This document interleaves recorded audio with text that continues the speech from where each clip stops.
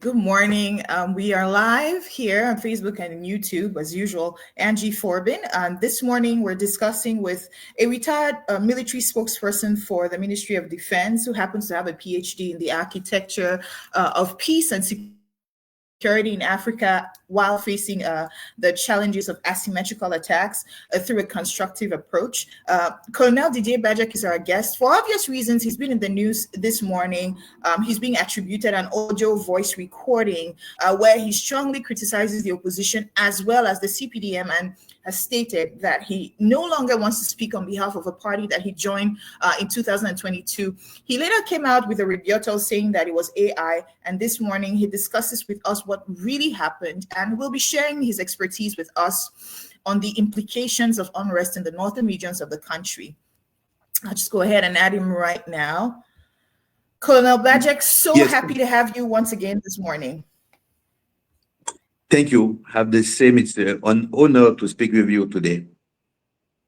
Okay. Thank you. The last time I had an interview with you was in 2015, and we were discussing Boko Haram. Today we are here, first of all, because you are a security or a military expert, but also because there's an audio going around on social media where it seems to be you and is attributed to you, and you've said some very, very damning things against the opposition. You criticize the opposition. You also criticize the CPDM and want to distance yourself. But in a few minutes later, another video came out, this time with where we can clearly see you and you say this is AI. We just want to confirm, is this voice recording yours? Would you want to get into the details of that? No, it's not my voice. You know that with the EA, we can do everything at this point of the time. The problem is that I don't want that they use my pictures and military pictures and say in my place what I don't want to say. If I want to criticize the oppositions or the CPDM, I can do it in a very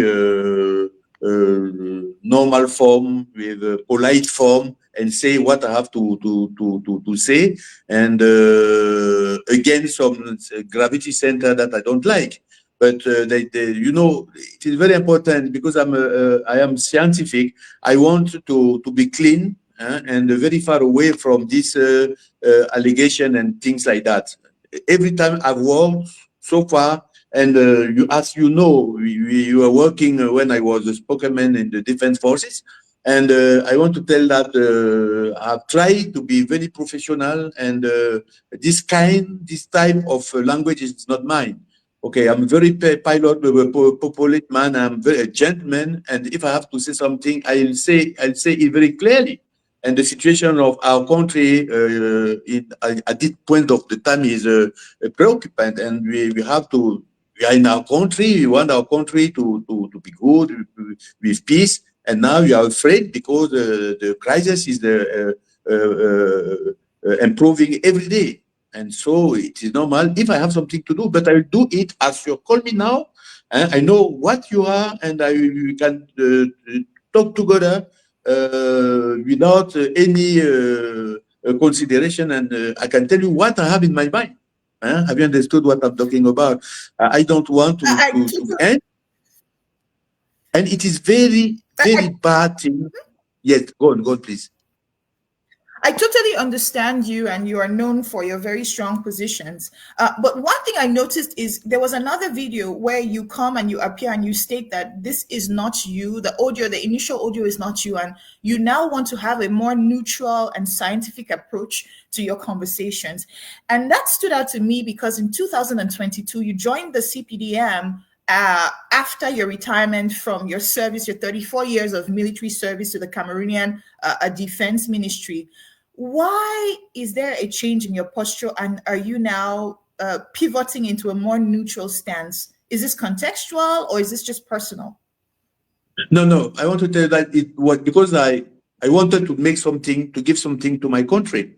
After my 3 years, they call it 3 years to stand, not doing anything a right to lead. Reserve. Yes, Reserve mobilisable. They call it like that. Reserve mobilisable. So that after that you are free, but you have to observe the discipline of the army after that.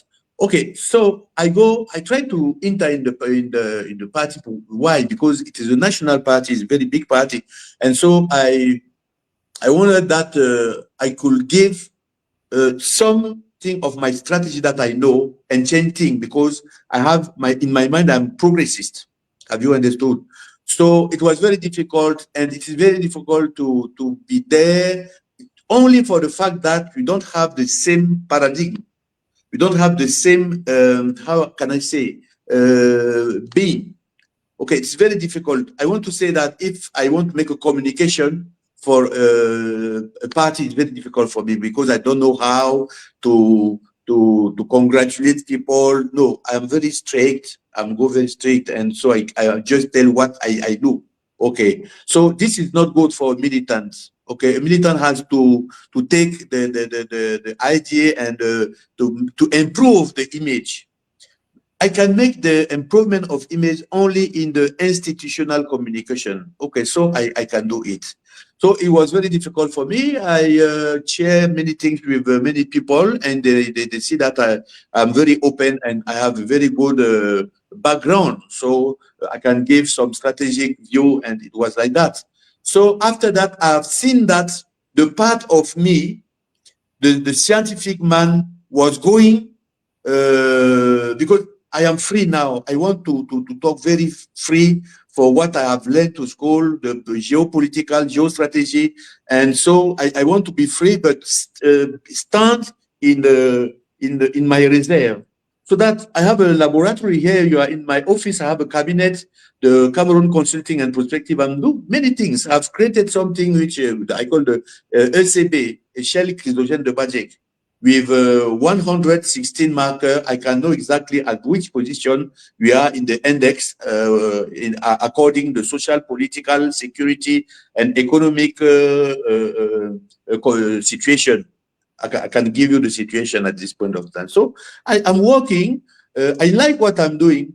I work with you people, talk about the perspective and say what I'm seeing. And so I'm free.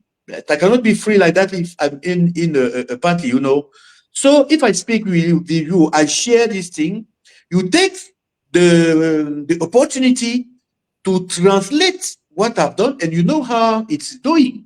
If I speak with you now, you have my voice. You just go to the ER and you change. You put what you want, and it is finished. And you begin to put the picture as she has done. And this, I don't like this. Donc, mon colonel Didier Bajek, vous dites que ce n'est pas votre voix, ça a été traficoté. Mais une chose assez intéressante, c'est que la vidéo qui suit après, où vous faites votre premier démenti, vers la fin, vos profondeurs pensent que votre position se rapproche à ce qui est dit dans le premier voice. Vous voulez adopter une posture beaucoup plus neutre maintenant et scientifique.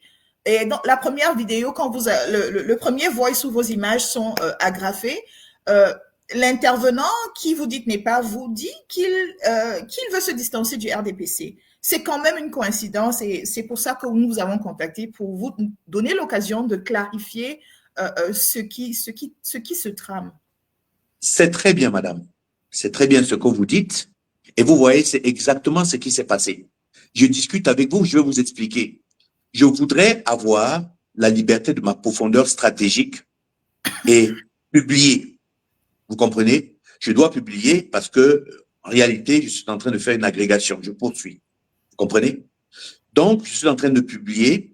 Et pour publier en géopolitique, géostratégie, il faut être libre de tout lien. Mais moi, en tant que Camerounais, par exemple, lorsque j'ai fait un mémoire, que j'ai défendu, une thèse doctorale sur les armées africaines, j'ai pu faire le diagnostic de l'armée africaine, de l'armée camerounaise, qui était une armée professionnelle qui s'est bâtie sur sa réforme de 2001 et qui avait des piliers qui étaient pertinents. Le premier pilier, c'était le rajeunissement. Et il y a eu un décret rapidement qui est sorti, qui a pu raccourcir le temps de passage du grade de capitaine à commandant, et ce qui était ce que nous, on appelait la vallée de la mort, que nous avons subi nous-mêmes. Et ensuite, on a rajeuni, et je pense que cette perspective continue aujourd'hui. Il y a eu la professionnalisation et le passage d'une armée de métier à une armée professionnelle. L'armée professionnelle, ça change pratiquement ce qu'on appelle les tableaux d'effectifs et des dotations pour on aille ensuite au niveau de l'équipement des forces. Force est de constater quand même que cette armée a fait ses preuves dans des combats qui étaient polymorphes au nord, l'extrême nord contre Boko Haram et l'ISWAP, et dans le sud-ouest et le nord-ouest contre les sécessionnistes. Et en combinant également d'autres luttes sur la surface hauturière, maritime et côtière et le banditisme intérieur. Bon, voilà. Donc, ça, oui, ça a été fait. On peut le justifier. Et là, je vous parle maintenant, je peux critiquer aujourd'hui cette armée qui peut aussi avoir certaines difficultés sur certains points, si jamais c'était l'objet du sujet. Ce que je ne peux pas faire si jamais je suis dans un parti où je devrais avoir une ligne de conduite, parce que si jamais je parle de l'armée, peut-être c'est une ligne éditoriale qui engage l'idéologie fondamentale du parti. Vous voyez que moi, je me sens plus bien dans cette histoire. Est-ce que ça empêche donc que je sois encore du RDPC? Lorsque je suis en train, vous venez me demander aujourd'hui ce que je pense. Moi, je pense intimement qu'il y a des choses à faire pour progresser, changer de paradigme. J'étais un jour à la télé, je leur ai dit, il faut une rupture. Vous savez ce qu'on m'a répondu? Il y a quelqu'un du RDPC qui était là, qui me dit, mais nous sommes dans la continuité. J'ai dit, mais vous n'avez rien compris. Moi, je ne suis pas à ce niveau de vol, s'il vous plaît. Je lui ai juste donné l'exemple du Paris Saint-Germain. Je lui ai dit, ça fait 14 ans que le Paris Saint-Germain essaie de gagner une Coupe d'Europe, de la Champions League, n'arrive pas parce qu'elle était inscrite dans la politique de recrutement des grands joueurs. Luis Enrique est arrivé, il a dit qu'il ne mangeait pas de ce repas, il a mis les grands joueurs à côté, il a basé sa politique sur quoi? Sur une équipe. Est-ce que ce n'est pas une rupture, madame? C'en est une. Est-ce que l'équipe managériale n'est pas dans la continuité? L'équipe managériale est dans la continuité. Je dis donc que même pour le pouvoir en place, il faut une rupture, il faut savoir écouter le peuple qui dit certaines choses, l'écouter parce que s'ils sont investis à ce niveau-là, ils sont là pour le peuple. Et je dois vous dire que ce que je suis en train de vous dire maintenant, je ne peux pas le dire si je n'ai pas reçu if I am bound of the vous comprenez un peu ce que je veux dire. Mais là, lorsque je vous le dis comme le scientifique qui veut progresser, et c'est ça le progressisme, hein, être capable de progresser. Et moi, mes concepts qui sont fondamentaux, c'est le réalisme en géopolitique et le constructivisme. Donc, madame, je vais vous dire, j'ai fait plusieurs masters étant des instituts extrêmement puissants comme l'IRIS de Paris, l'Institut des relations internationales stratégiques. J'ai fait relations internationales là-bas, j'ai fait stratégie, j'ai fait droit fondamental et j'ai fait management public. J'ai fait 4 masters là-bas avant de faire le PhD. Alors, vous pensez qu'aujourd'hui, avec tout ce que j'ai dans la tête, toute l'expérience que j'ai, je ne peux pas la mettre à la contribution pour écrire, être libre de mon écriture, être libre de la défense, mais je soutiens des grandes valeurs. Je soutiens des grandes valeurs comme celle aujourd'hui. Oui. C'est pour ça que nous vous invitons aujourd'hui et nous sommes ravis que vous avez retrouvé votre liberté de temps. Et je m'en vais par la suite vous demander, est-ce que vous pensez, avec votre liberté de temps maintenant, je suis sûre que vous pouvez être un peu plus déchaîné, est-ce que vous pensez que la crise anglophone a été bien gérée, du moins du côté de l'armée, avec ce qu'on a vu par exemple en Garbo? Premièrement, l'armée ne gère pas la crise. L'armée est un instrument de décision politique. Voilà, c'est ce qu'il faut déjà savoir. Dans ma façon de considérer les choses, la crise anglophone ne peut pas être gérée militairement. Il faut une approche politique, concertée.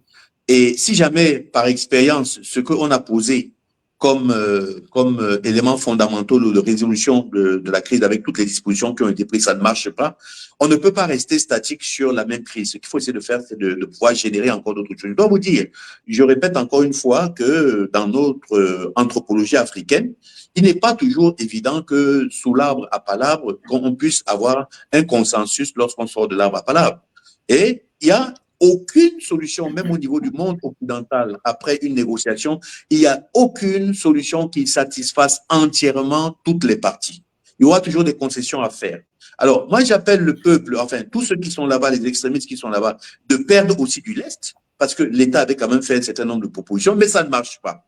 Mais à la fin, in fine, on se rend compte que, n'est-ce pas, le sud-ouest et le nord-ouest perdent en termes de développement, Et ça, il faut faire quelque chose. Il ne faut pas laisser cette crise se larver dans une condition où on favorise l'économie de guerre et que par la suite, on ne peut pas bien y vivre, ce qui empêche par ce développement d'avoir les 2%, n'est-ce pas, du PIB qui nous manquent pour continuer notre progression sur le plan économique.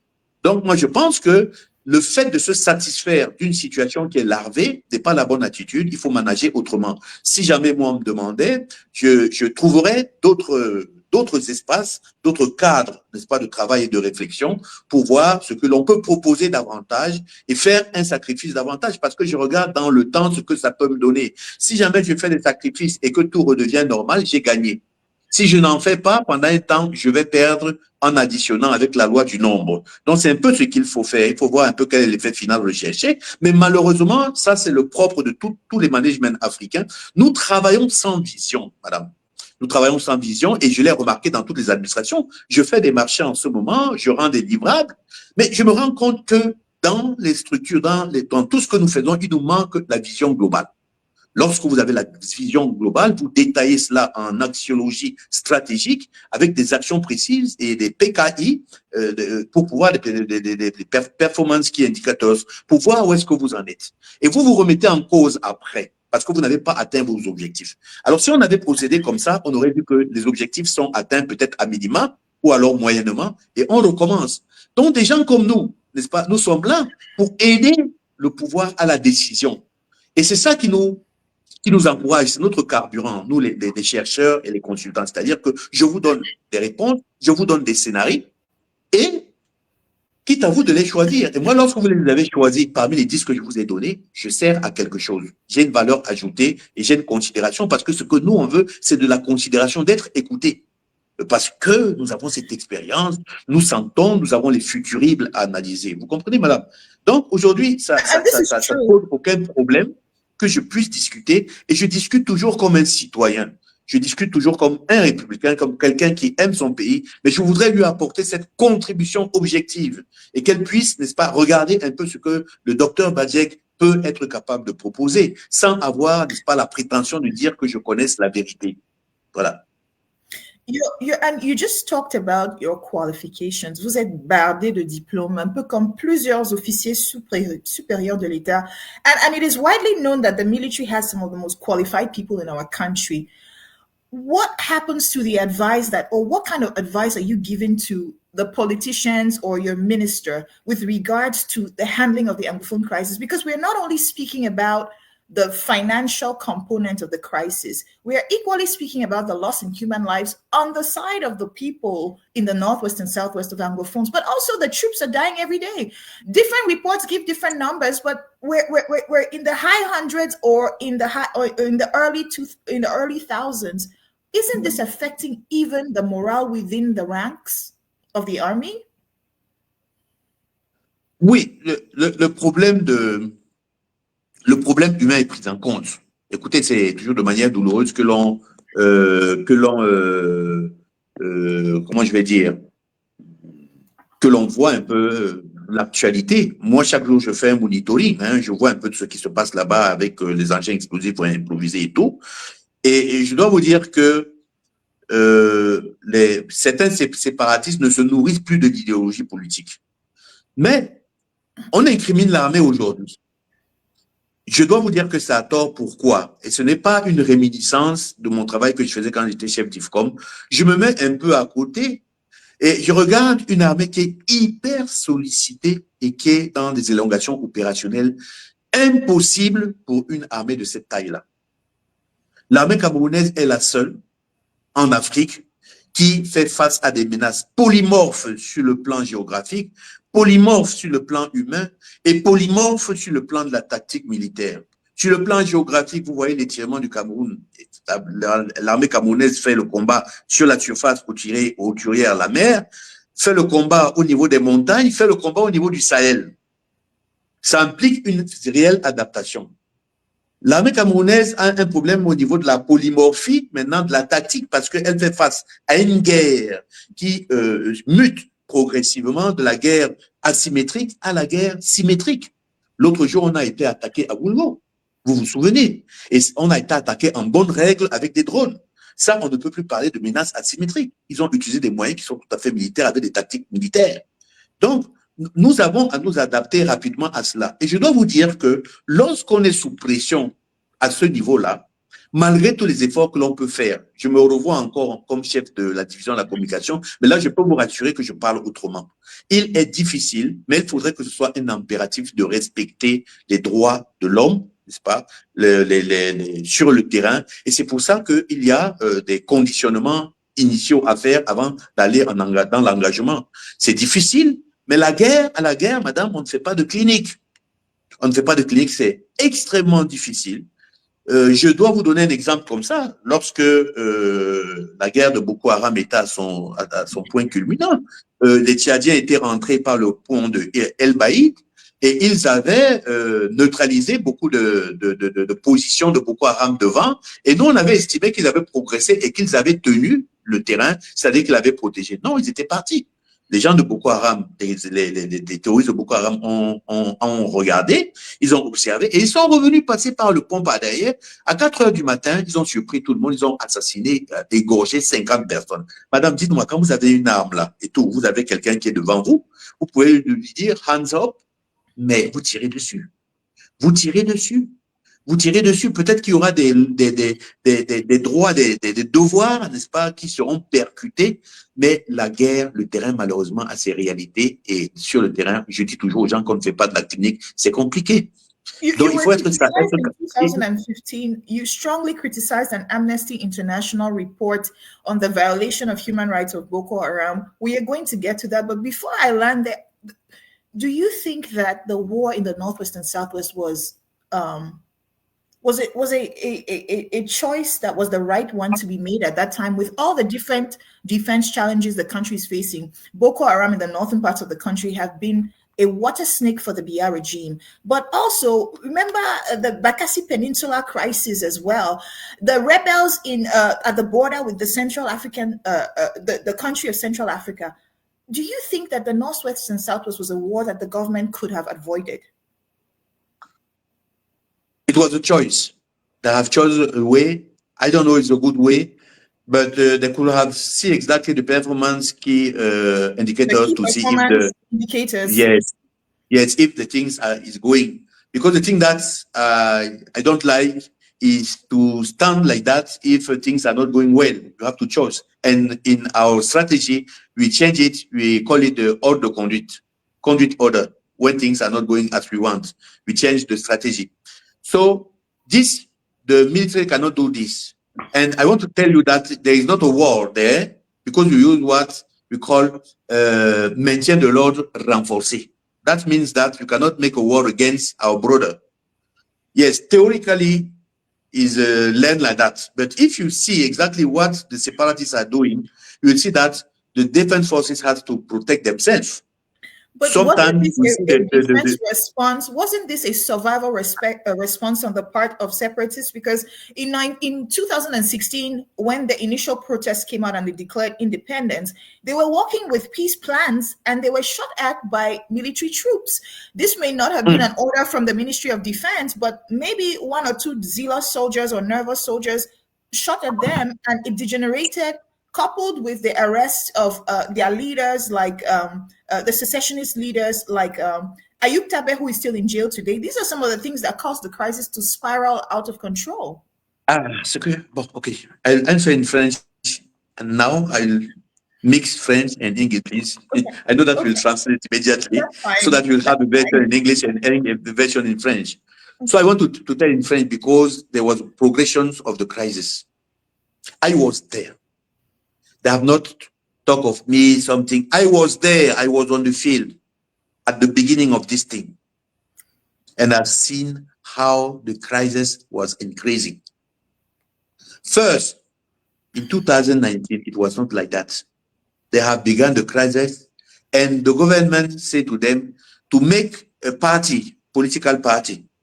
They refused to do it. Just after that, they have begun to shoot.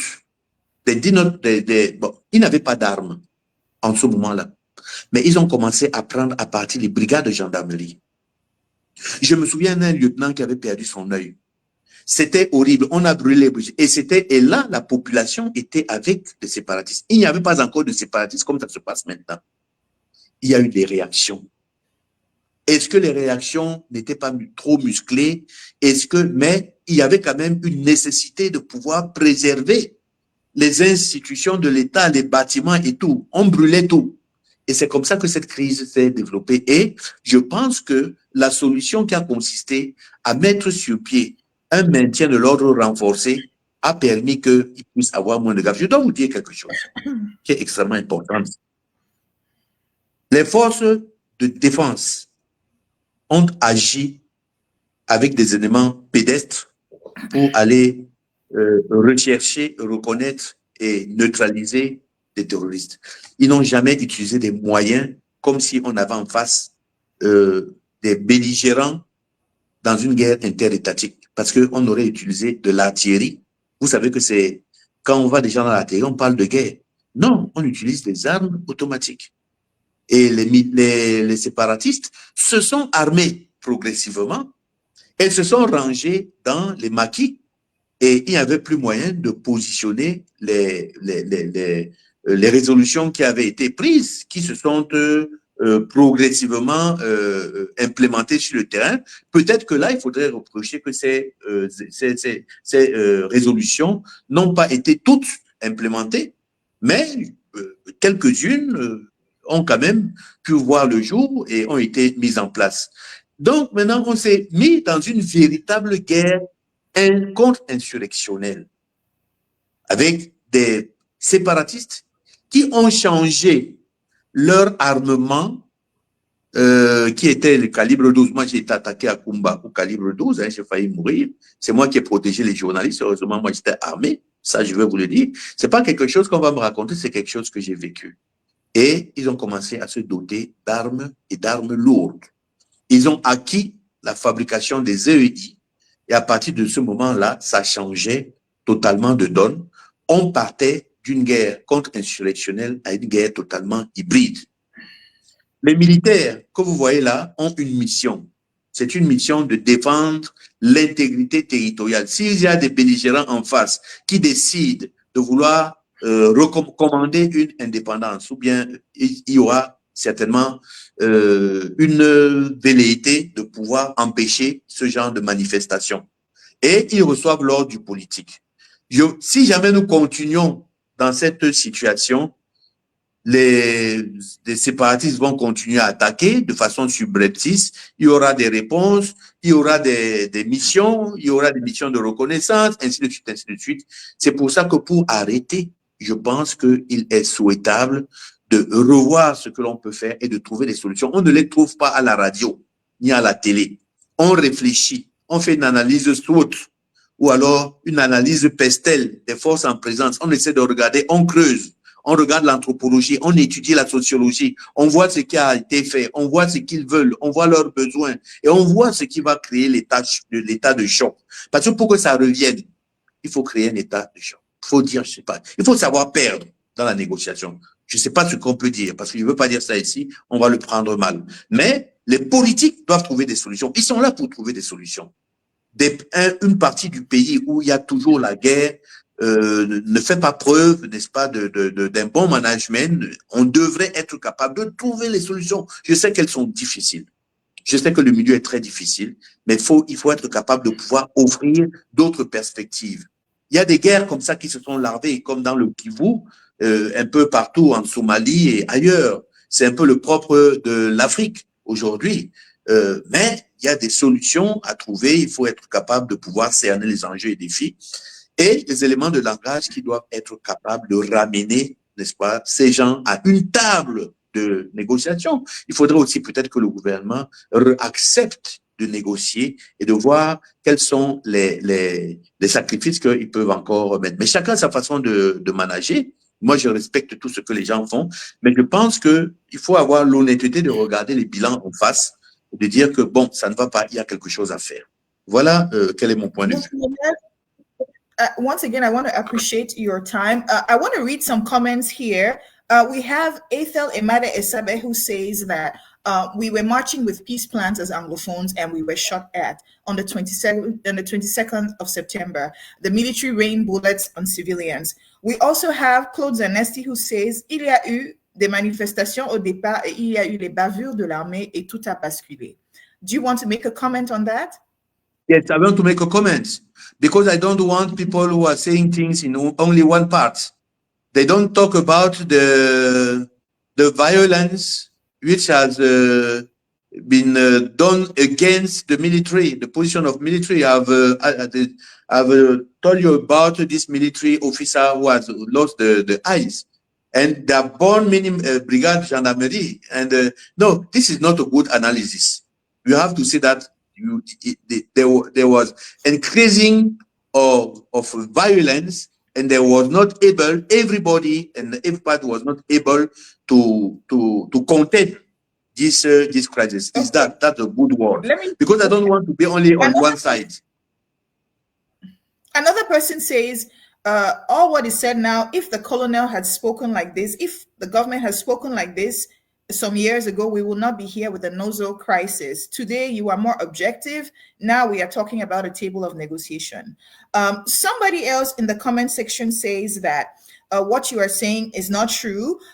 There was a consortium of civil society organization for Anglophones that was led by leaders like Agbobala.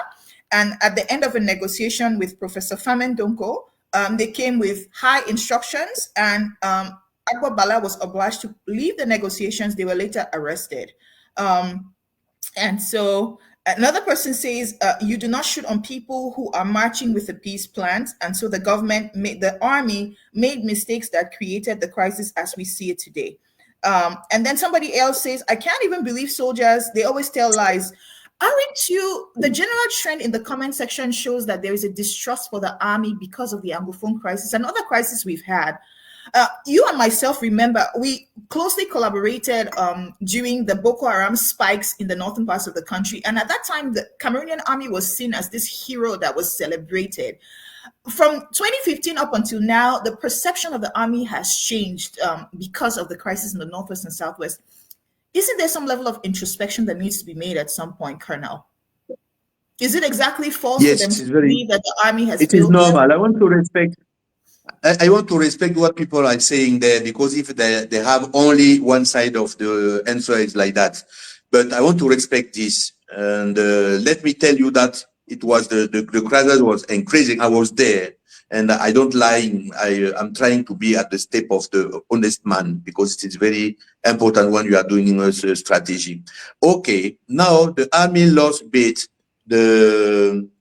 this concrete diptyque Armée Nation, and it was a war for me to maintain it, because if you don't have the nation with you, everything is lost. Yes, and now it's very difficult because you have to prove it. You have to make many things in communication on the field so that people will know exactly what you are doing. In my time, I was going to the field and see how the military are teaching the small children in the school, how they built the structure for the water and things like that. Okay, so that because I want that this diptyque could have been very high, because I know that you cannot win a war if you don't have the nations beside you. And that is the thing which is very different in the Northwest. Now, maybe I think that you have to invest more possibilities to help the population, to show that they are there to protect them. And at long time, the separatists are doing too many things: shoot the civilian, carry their money, and things like that. Now the army can take this occasion to see that they are there to help them, and so that they will push everybody to the negotiation. So we have, we see what is happened in Gaza. Gaza, it is a very bad thing for me. The Palestinians are killed, and so it is very bad. But even though it is very bad, they have to stop. And when they stop, they make what le cessez-le-feu. It is important to go. Yes, we cannot go there.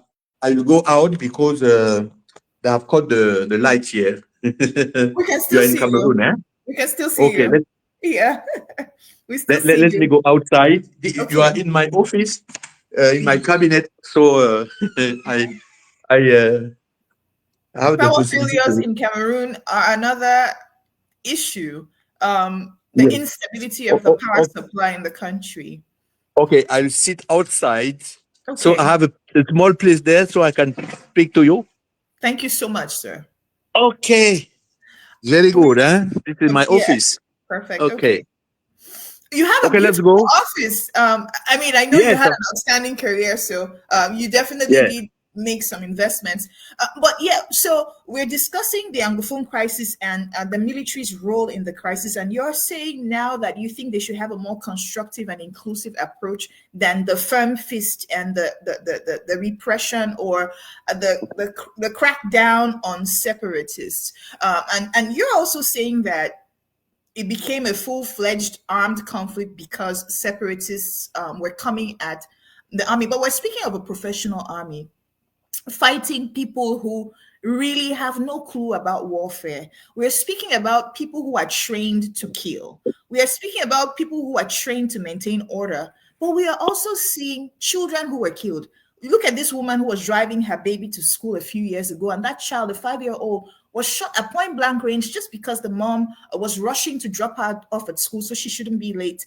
The military was guilty of this, and there's so many other such atrocities that have been committed, and that has created an environment or a perception of suspicion with regards to the Cameroonian army.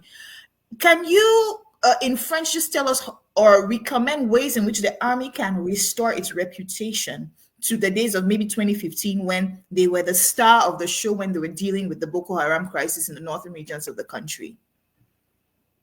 Yes, they have to build the image again. They have to make an effort in that way. Ce que je voudrais dire, c'est que, comme je disais tout à l'heure, ça va être difficile pour vos auditeurs, pour vos téléspectateurs, mais au niveau de la guerre, on ne fait pas de clinique. Vous savez, on a tout fait d'accuser les militaires. Je dois vous dire, pour cette affaire, au niveau du sud-ouest, il y a des conseils, au niveau de Boya, il y avait des conseils. Je ne veux pas remettre le couteau dans la plaie. Il y a eu un problème sérieux de communication. Il y a un barrage de gendarmerie, on ne s'arrête pas. On interpelle le taxi ne s'arrête pas. Le gendarme le prend en chasse, il veut l'arrêter, la voiture s'en va. Il arme ce qu'on lui dit parce qu'il faut arraisonner toutes les voitures qui n'ont pas d'immatriculation qui plus est. Il prend son PA, il tire dans la lunette, il ne tire pas derrière le chauffeur, mais il tire à droite. Il ne sait pas qu'il y a une fille derrière. Et il tue la fille. Moi, je suis un père d'enfant. C'est dramatique. C'est dramatique, madame. On appelle ça une méprise dans le langage de l'armée. La petite meurt. Elle rentrait de l'école. On lapide le gendarme, il décède. On salit la gendarmerie de tous les côtés, alors que le gendarme était dans l'exercice de ses fonctions. Il avait un ordre à exécuter. Et si jamais il avait arraisonné la voiture et qu'il avait trouvé des armes derrière, il aurait été félicité. C'est ce qu'on appelle des cas particuliers sur un champ de bataille où il peut avoir des méprises. Madame, je vais vous raconter une histoire que j'ai vécue avec Boko Haram. Nous étions dans un camp. Nous avions une femme qui venait vers nous et qui avait un bébé derrière le dos. On était exactement à Kerawa. Elle progressait, et on la voyait dans le loin. Moi, j'ai été inquiété par la convergence de sa direction. Je dis, mais qu'est-ce qu'elle peut venir faire en direction d'un camp militaire qui est tout à fait isolé? Elle ne faisait que avancer. À un moment, elle était à une centaine de mètres. Avec les gens avec qui je discutais, j'ai dit, mais vous voyez pas cette femme-là, elle vient chercher quoi ici? Quelqu'un me dit, elle a un bébé derrière le dos. On continue. Et vers les 50 mètres où il y avait la première guérite, on demande à la guérite d'arrêter, de stopper la femme. Elle a exactement le regard vague qu'on reconnaît aux terroristes et tout. Et au moment où il veut vraiment la mettre en joue, elle tire, elle déclenche sa bombe. la tête de l'enfant a fait une parabole, est venue tomber sur lui. Lui-même, il a été sérieusement blessé. Qui pouvait avoir le courage de tirer sur une femme qui a usé de félonie pour pouvoir pénétrer dans un camp, pour faire un bilan? Et de toutes les façons, si elle avait passé cette barrière-là, on aurait été tous coupés en deux par la bombe. Madame, la guerre n'est pas facile. Le problème, c'est que pour les forces de défense, il faudrait qu'ils évitent les pertes collatérales le plus possible. Parce que c'est ça qui empêche la conquête de ce bon rapport avec la population. Dans le cadre de Boko Haram, il faut savoir une chose, c'est que toute la population était acquise contre Boko Haram. Et on avait une possibilité de faire ce qu'on appelait les CIMIC, les actions civilo-militaires. Dans le cadre de pas la guerre, du maintien de l'ordre renforcé dans le sud-ouest et le nord-ouest, c'est beaucoup plus délicat. Il y a souvent beaucoup de méprise. Voilà ce qu'il faudrait faire. Vous avez parlé d'une armée professionnelle.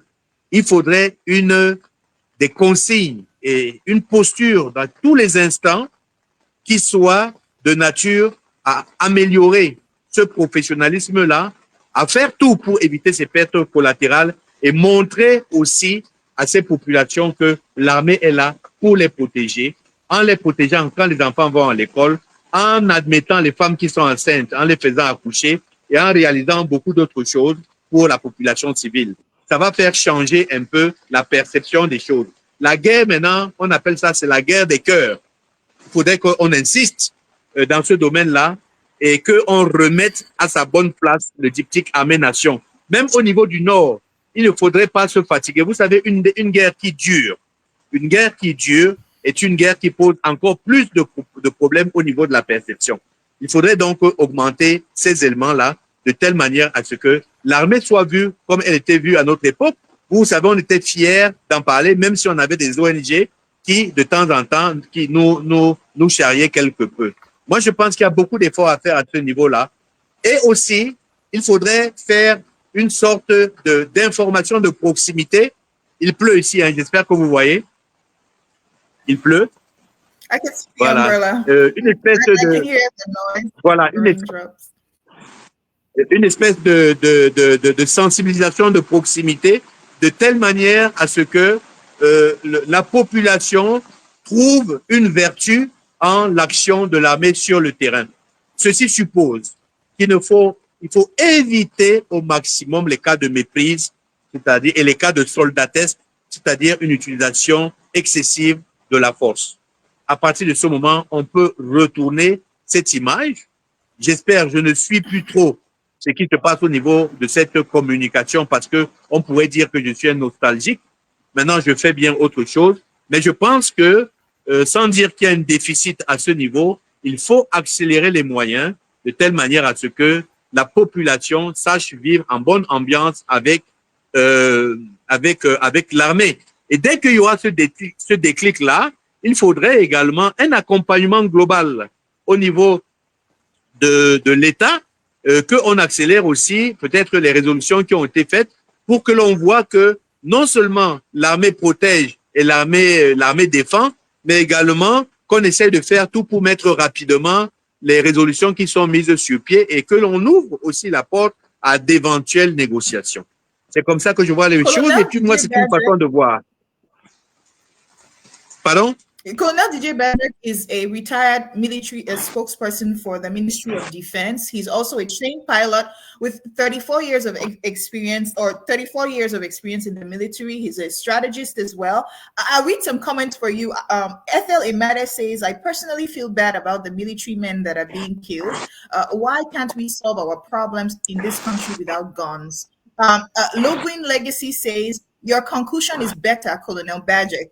Let us know we are one country with one voice rather than shooting at our own.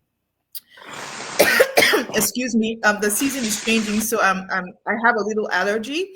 But I want to discuss with you right now the current trend of events, the hot topic of the week, the presidential election of October 12th. Video evidence is emerging of massive fraud that has caused some unrest in some parts of the country to erupt. We saw what happened in Chang, where administrative offices were burnt down. encore les allergies pour un changement de climat qui m'affecte, mais j'en viens. Également, à Bafang, il y a eu des soubresauts, mais dans le littoral à Douala 5e et également à Kousseri, on a vu l'armée déployée ou bien la gendarmerie déployée à Tchang. Quelle est la lecture que vous faites en tant que militant du RDPC sur le plan de la perception des élections irrégulières ou bien frauduleuses et également votre perception en tant que responsable ou bien militaire, expert Non, en non, défense? je ne peux pas prendre ces positions. Premièrement, je peux pas prendre la position du RDPC parce que ça va faire à peu près un mois que je suis pas allé à la cellule de crise OK. où j'étais. Et deux, je n'ai pas de ligne éditoriale pour défendre ce que je vais dire. Donc, je ne peux pas défendre au nom du RDPC. Et je ne OK. peux pas non plus défendre au nom de l'armée parce que je suis plus militaire. Maintenant, je vais défendre au nom de quelqu'un qui est un averti, un géostratège. La seule chose que j'ai à vous dire, c'est que les marqueurs que nous observons en ce moment sont des marqueurs de nature à rendre la situation de plus en plus difficile. C'est-à-dire que on est dans la contestation du processus électoral qui avait pourtant bien commencé et qui avait commencé par cette parole qui me semblait être très adaptée à la situation. Quand on a interviewé le président de la République, on disait, bon, écoutez, quel est votre projet? Il dit, mais écoutez, moi, je ne veux pas vous parler de mon projet, tout simplement parce que je ne suis pas sûr d'être élu. Ça ouvrait quand même une liberté et puis un acquis dans les principes démocratiques et que toute la journée, les élections se sont passées normalement jusqu'à 18 heures et que après il a commencé à avoir rapidement des compilations de résultats qui tout de suite ont allumé la mèche, n'est-ce pas, avec des, des, des, des, des observations croisées entre le MINAT et puis un des candidats, et ainsi de suite. Et on a vu progressivement la population s'attacher à cette atmosphère belligène.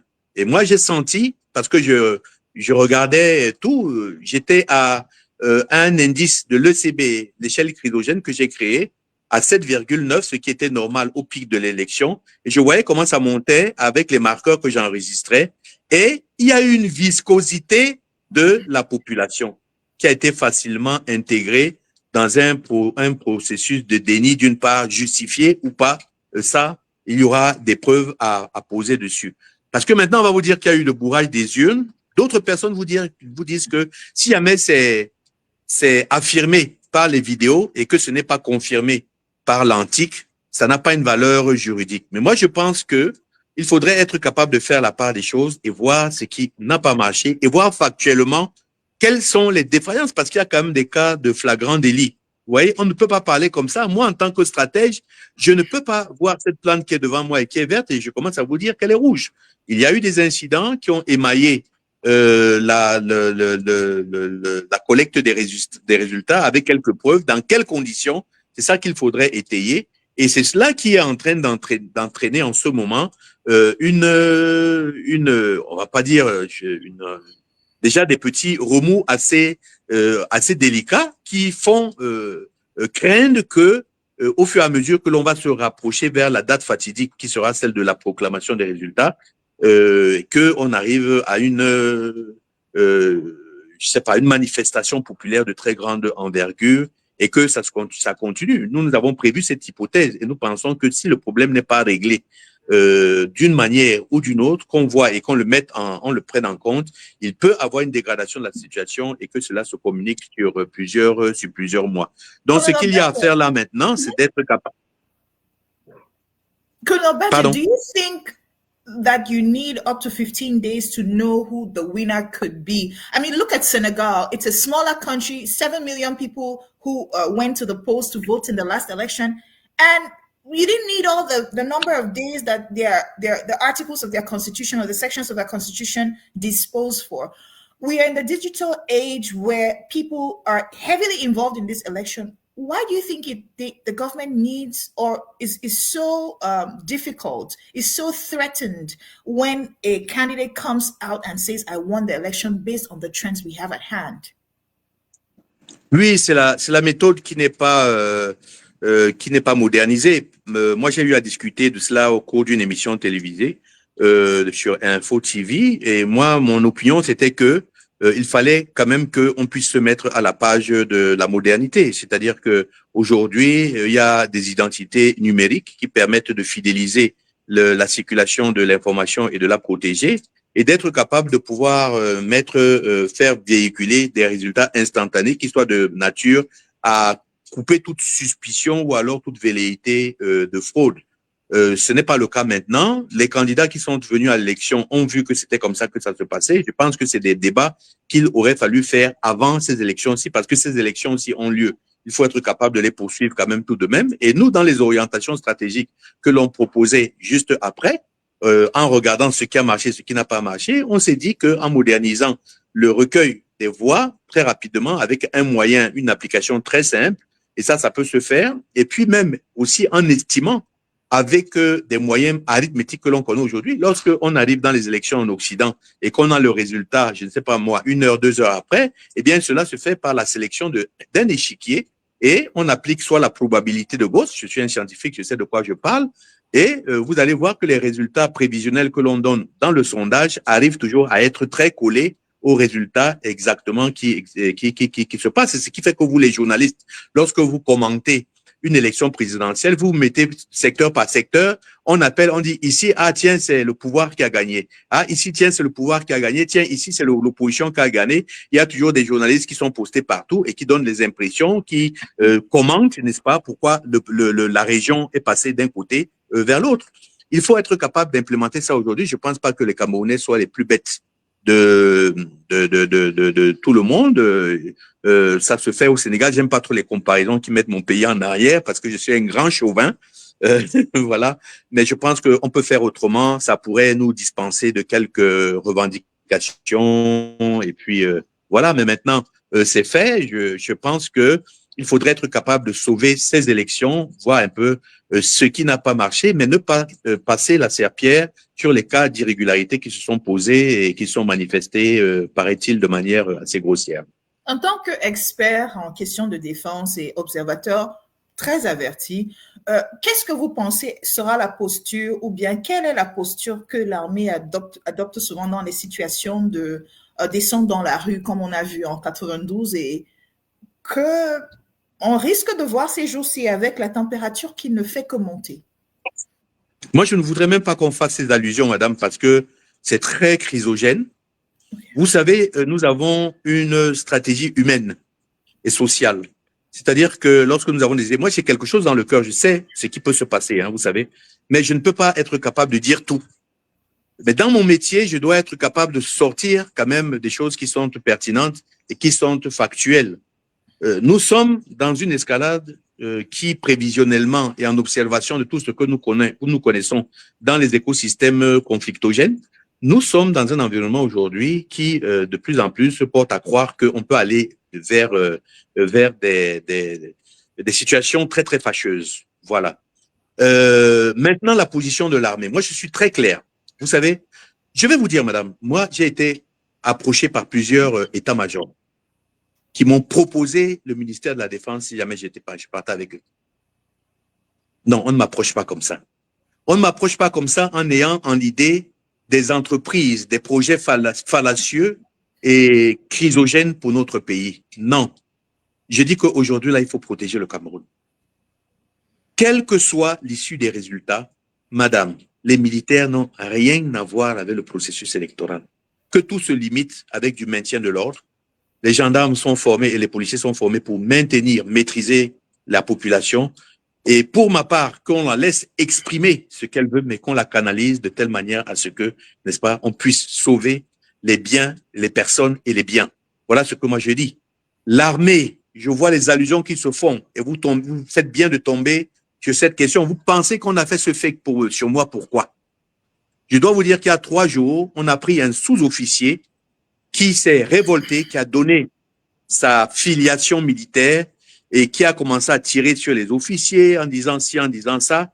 Nous savons que ceci a été fait à dessein pour désolidariser la troupe des chefs. Et c'est la plus grave chose qui peut être faite au niveau des enfants. Il faut aller chercher Natacha. Allez. Voilà. Donc, je devrais vous dire que à ce niveau-là, juste après, j'ai vu une vidéo où on parlait d'un colonel que je ne connais pas, de l'armée de l'air qui plus est, qui serait en Europe et qui va déclencher les hostilités.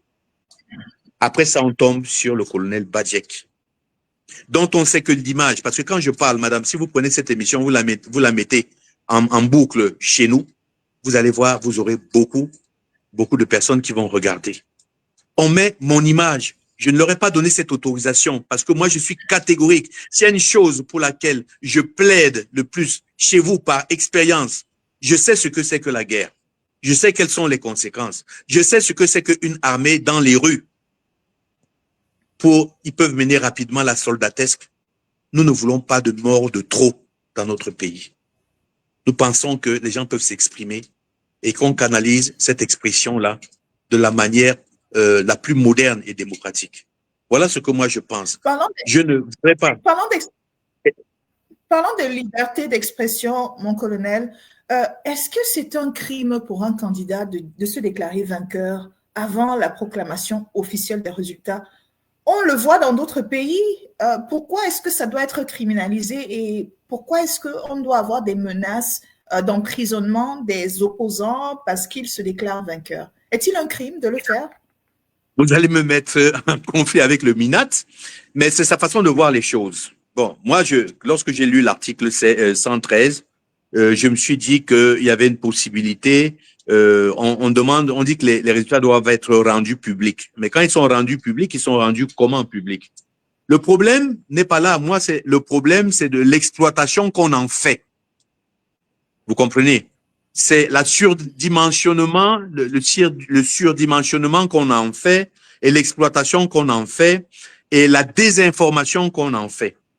Moi, je pense que si un candidat a compilé ses résultats et qu'un temps soit peu, il se voit dans une majorité, pour ma part, je pense qu'il peut rendre, puisqu'on dit que c'est rendu public, ça ne peut pas être rendu public d'un côté et ne pas être rendu public de l'autre. Parce qu'il y a le droit pénal qui encadre tout ça. Vous me comprenez, madame? Si jamais il rend public des résultats qui sont erronés, mais il est sous le coup de la désinformation et de la propagation des fausses nouvelles. Vous comprenez? Voilà. C'est-à-dire que c'est à ses risques et périls. Moi, je pense que lorsqu'un candidat le fait, on devrait vérifier la véracité de ce que lui propose comme résultat et qui, compilé, peut lui donner une tendance. Et au cours de cette tendance-là, la liberté d'expression pourrait dire ce qu'il veut, mais il faut faire très attention. Si jamais, ces propos sont tendancieux et de nature à créer des troubles, on demande la responsabilité pour s'en abstenir. Mais moi, je dis que la loi pénale, n'est-ce pas, le code pénal encadre tout cela. Tout comme le code civil encadre le fait qu'il y a une disposition du code électoral qui dit, en son article 113, que les résultats doivent être rendus publics dès l'ouverture des urnes, le dépouillement. Ça doit être rendu public comment? Rendu public auprès des populations, mais auprès aussi des membres des partis qui sont présents. Et s'ils ont ça, que c'est rendu public, eux aussi rendront public.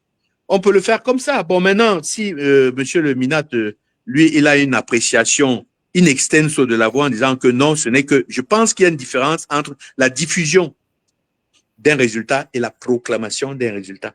C'est là où la différence se trouve.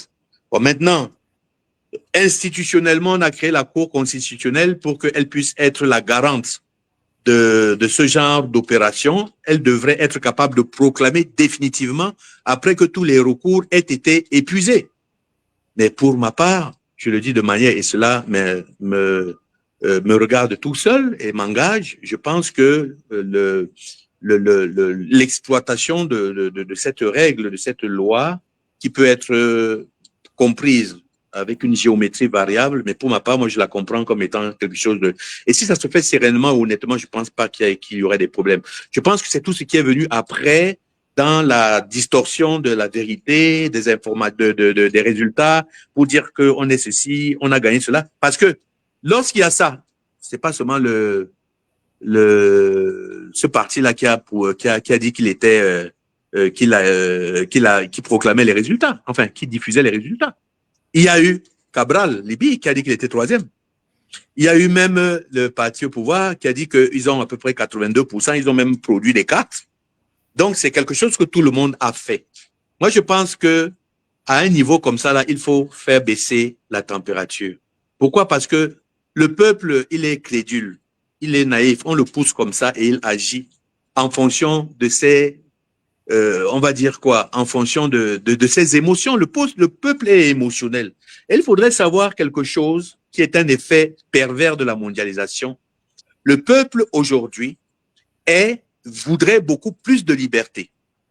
Pourquoi? Parce que le peuple a conclu, quand même, au fil du temps, que il y a, je veux dire,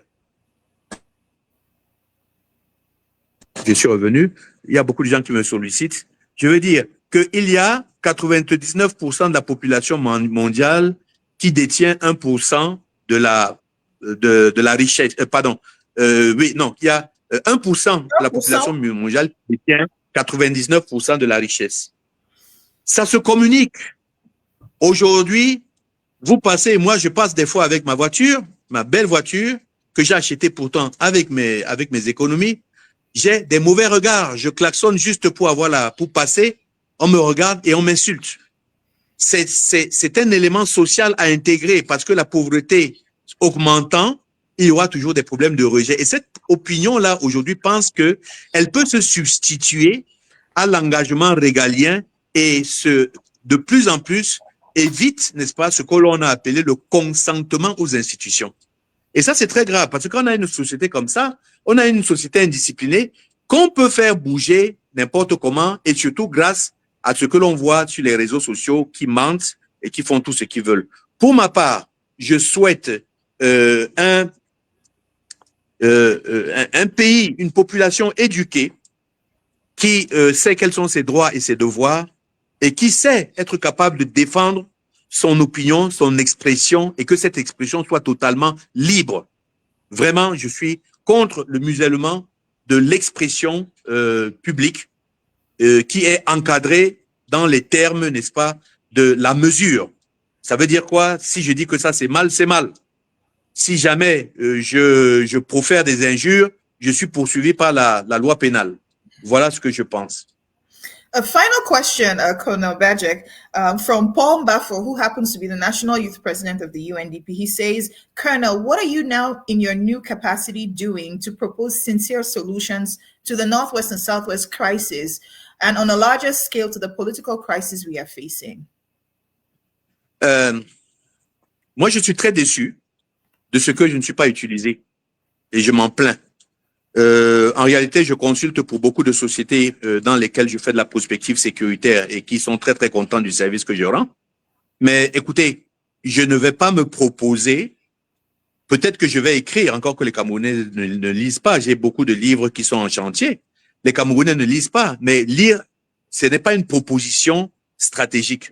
La proposition stratégique doit rentrer dans un TDR précis qui correspond à la résolution d'un conflit. Ce serait prétentieux pour moi de dire que j'ai des solutions. Il faudrait auditer la question.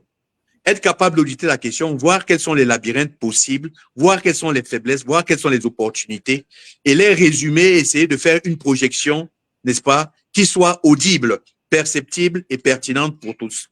C'est comme ça que l'on fait. On devrait, dans le siège d'une organisation de réflexion profonde, être capable de faire des propositions avec plusieurs scénarios au niveau de ceux qui nous emploient. Ça peut être le gouvernement, ça peut être une organisation non gouvernementale. Et on leur donne cette possibilité de décider. Moi déjà, la chose qui me semble essentielle dans cette affaire, c'est la réconciliation, dans un premier temps, et le consensus. En mettant, n'est-ce pas, l'intérêt de l'État en avant. Je suis sûr qu'on va attaquer un domaine qui est très, très délicat et que certaines personnes ne veulent pas accepter, c'est la forme de l'État. Le fédéralisme ou autre chose. C'est ça qui est le vrai nœud du problème au niveau politique. Au niveau politique, et c'est ça qui peut causer des problèmes. Mais maintenant, au niveau de l'implémentation de la spécificité culturelle du Nord-Ouest et du Sud-Ouest, ça me semble être des choses qui sont faciles et ça a commencé déjà à s'implémenter. Maintenant, il faudrait voir comment est-ce que ces gens sont capables de pouvoir vivre, mais il n'y a pas deux pays dans un pays, parce que à ce rythme-là, l'Est aussi peut dire, ben écoutez, nous voulons aussi notre autonomie, voilà. Donc, il faut être capable et il faut parler avec des gens qui sont le moins radicaux possible et qui peuvent se faire comprendre auprès des autres. C'est ça. Le choix d'abord, n'est-ce pas, des participants à une révision de ce qui a été fait, parce qu'il faut jamais croire que ce qui a été fait, il faut chasser. Ça a été fait avec quand même des grands experts. Je sais, il y a un homme qui a décédé qui avait participé à cette affaire. Donc, je pense que il n'y a pas de sujet tabou. Il faut avoir le courage de remettre tout sur table, être capable de faire le point et voir un peu comment on peut sortir, faire des propositions, mettre sur pied peut-être une cellule stratégique qui réfléchisse sur la question et qui laisse apparaître 3 ou 4 scénarios différents pour l'aide à la décision. Okay, Colonel Bajek, I'm just going to read a few comments because your statements have been very well received in my comment section. Patrick Joel Demjoy says, merci de vous prononcer, mon colonel. Bill Sango says, merci, colonel. Merci, mon colonel, from Franklin Fabo. Vous êtes un homme démocrate et républicain. Le peuple est conscient et éduqué. Njikam Daoud, merci, mon colonel. Chindong Lamberto Che says, j'ai vu ce colonel en 2014 à la station à Longkak. Il est descendu de sa voiture pour donner 1000 francs à un enfant dans la rue. Courage, colonel. And then, mon colonel Bia doit partir from Anago. And voici un colonel qui méritait être général, mais Bia a choisi les leurs. That is from Chindong Che. And then, thank you, mon colonel, from Al-Sab. C'est toujours un plaisir pour moi de vous écouter. Nous avons besoin des gens et autres que vous. Sortez votre voix pour éduquer les masses. Nous avons besoin de personnes comme vous et sortez pour éduquer les masses camerounaises, mon colonel. Ashu Bisong, this is brave by the colonel. We need more senior officials like him speaking out. Bravo. So you can see that your comments and your approach or your analysis is very well received. And it's on that note that I want to tell you, thank you so much for your time at short notice. It's always a pleasure to have you from a scientific perspective. You do know how to enrich the conversation. I wish you the best in your future pursuits. I know you're in a rush right now, traveling for some family emergency. I hope to see you again soon to have another such conversation. Colonel Bajek, is there a last word you have before we say our goodbyes? Yes, goodbye and thank you. And I'm very impressed of my popularity.